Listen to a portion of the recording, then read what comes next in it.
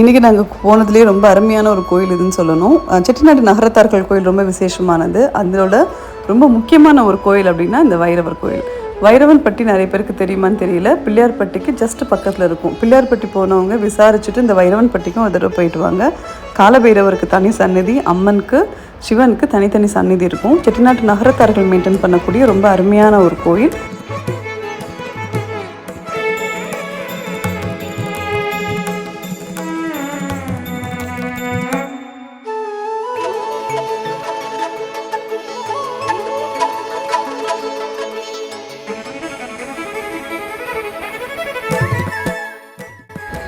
இப்போ நம்ம போகிறது பிள்ளையார்பட்டி கோயில். நிறைய பேருக்கு தெரியும் பிள்ளையார்பட்டியோட விசேஷம் என்னன்னு சொல்லி தான் தெரியணும்னு அவசியம் இல்லை.